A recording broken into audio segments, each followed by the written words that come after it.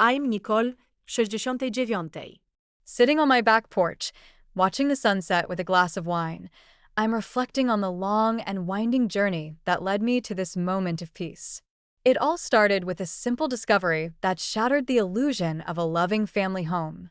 One morning, as I was making breakfast, I noticed my old photograph crumpled in the trash. My 7-year-old grandson, Ethan, looked at me innocently and said, "The photo album only has people mommy likes." That single sentence was like a knife in my heart.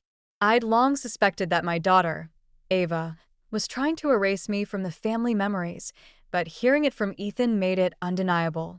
Ava, 38, and her husband, Ryan, 40, had moved into my house 7 years ago. At first, it was supposed to be a temporary arrangement. Ryan had lost his job, and they were struggling to make ends meet. I, being a loving mother, opened my home to them without hesitation. But as time passed, things changed. They took over every aspect of my life. They didn't contribute to the mortgage or utilities, and I was left to bear the financial burden alone. My modest pension, which used to be enough for my comfortable living, was now stretched thin to cover the expenses of 5 people. Grocery bills soared, and the electricity bills were sky high with multiple devices running constantly. In my own home, I was made to feel like an outsider. Ryan would rearrange the furniture without asking, and Ava would repaint the rooms to her liking. My special items started disappearing, and when I dared to voice my concerns, they'd tell me not to be so uptight. One day, Ryan barged into my room, demanding to know where his suit jacket was. He'd moved half of their belongings into my closet, claiming it was wasted space. I was so tired of their disrespect. That was the day I decided enough was enough. I made an appointment with my late husband's lawyer, Mr. Thompson.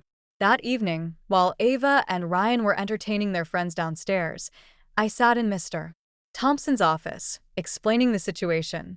He looked at me with concern and said it wouldn't be easy, that there would be pushback. But I was determined. I showed him the crumpled photograph and told him that my own daughter was erasing me while I was still alive. The next afternoon, Mr. Thompson brought me the papers.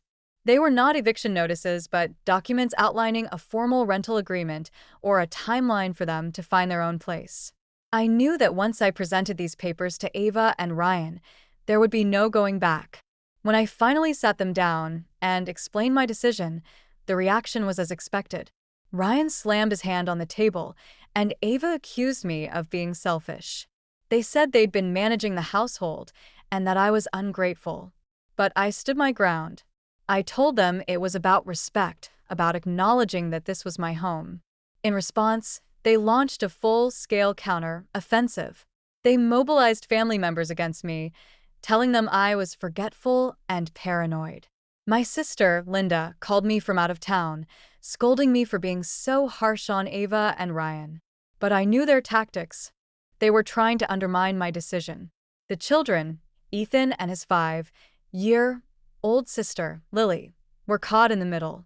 Ethan once came to me, worried because his parents had told him I was sick and confused. I had to explain to him, as gently as I could, that grown-ups sometimes need their own space. 2 weeks of Cold War followed. Ava and Ryan restricted my time with the children and even sabotaged my daily life, like disconnecting the internet when I needed to email Mr. Thompson. But then my neighbor, Mrs. Jenkins, overheard Ryan talking about getting my house appraised. I knew they were up to something. I called Mr. Thompson immediately, and he assured me they couldn't take my house. But I decided to revise my will. No longer would my house automatically pass to Ava. Instead, it would be sold, and the proceeds would go to a trust for the children's education and some charities. 3 days after our confrontation, I woke up to the sound of them packing. They said they were moving out because I'd made them feel unwelcome. They claimed they'd found an apartment across town, but I later learned from Mrs. Jenkins that Ryan's parents had offered them their condo. Moving day came, and as I watched them leave, I felt a mix of sadness and relief. Ethan and Lily hugged me tightly, and Ava finally agreed to a regular visiting schedule. In the months that followed, a new rhythm was established. Ava and Ryan kept a cool distance, but they brought the children to visit regularly. I reclaimed my home. I turned Ava and Ryan's old bedroom into a painting studio, a hobby I'd given up long ago. A year later, Ava called me. She sounded hesitant and vulnerable. She said she'd realized she hadn't been fair to me. She'd been living with Ryan's parents and finally understood how I must have felt. She apologized, and though it wasn't a complete reconciliation, it was a start.